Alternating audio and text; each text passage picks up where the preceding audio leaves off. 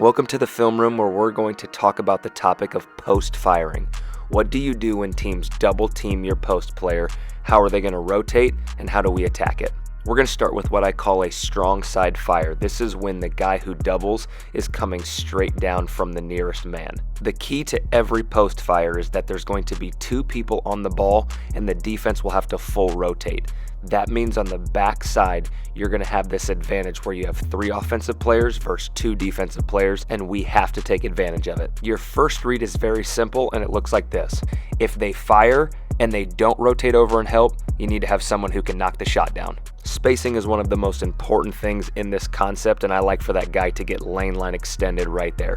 You're usually not going to be able to get an open shot that easy because they are going to rotate. But you can take advantage of that rotation because as this guy starts to cheat over, you can 45 cut right behind him. And if the 2 people on the backside don't get to the midline, you've got a layup. That same 45 cut can open up other options as well. Here you have the fire, you've got the rotation, and now you're going to get that same cut from the backside. And when the help man in the hole takes him, it leaves the skip wide open for a catch and shoot 3. The next place that the defense can fire from is what I would call the weak side fire. This is when it's going to come from the middle of the court. So you'll see that this man's going to fire, they're going to man up on the strong side player, and there's your 3-on-2 on the backside.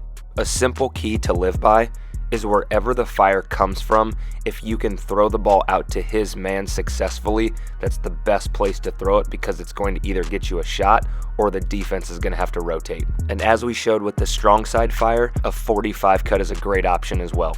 Here you have the weak side fire from the middle and his man 45 cuts right down the center. All he has to do is get inside leverage and he's got a layup.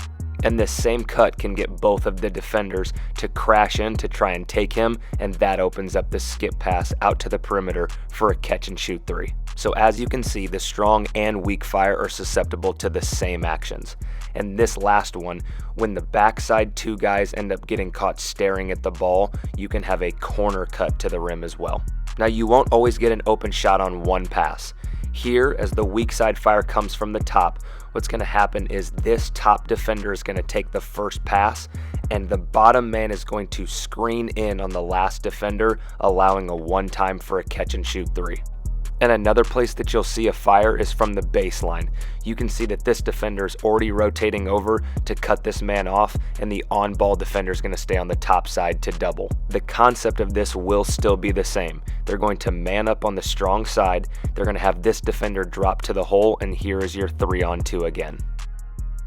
So sticking with the same principle, we want to get our eyes to the same place that the fire is coming from. And because it's coming from the baseline or from the middle post, that means they're going to man up out here on the strong side, and there is 1 defender left to guard 2.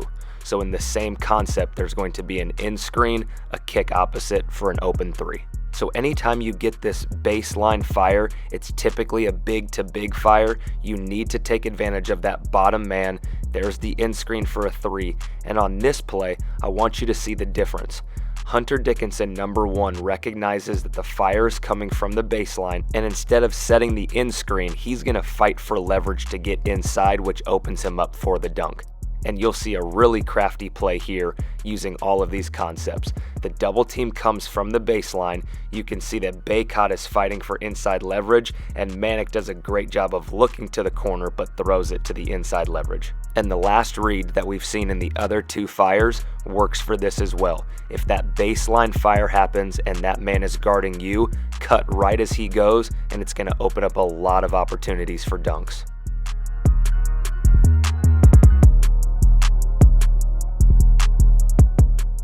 Now, a post fire that doesn't happen often is a strong side baseline fire. This is when the help comes from that strong side, and again, the rule of thumb is get the ball out to where the fire is coming from. So if you can throw it right back out, the defense has to full rotate, and you're going to swing it around until somebody gets open and knock the shot down. There's one fire that doesn't happen a lot unless you're at the collegiate level, and that is a player-specific fire. That means that they are going to determine which guy they're willing to give an open shot to and fire off of him. The concept is still the same.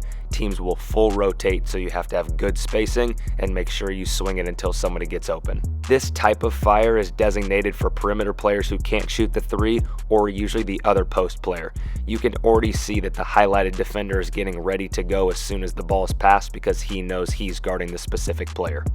And another way to take advantage of the defense is by forcing long or bad closeouts.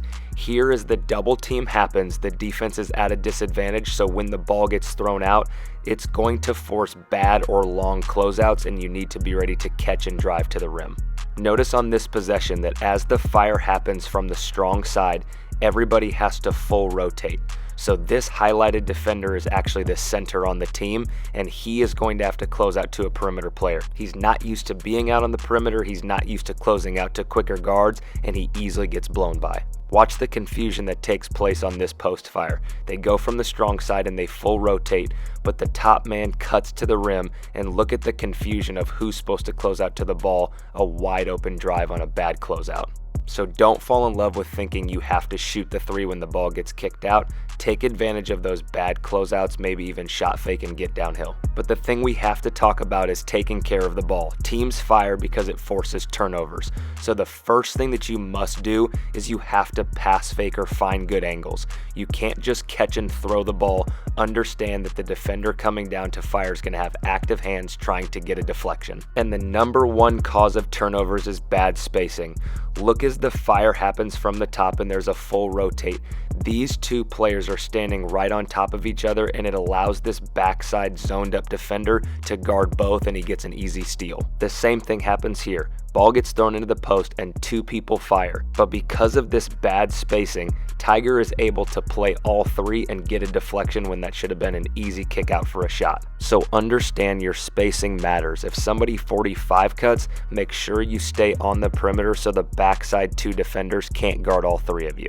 And the one thing that you can't really control is well-timed traps with good backside help.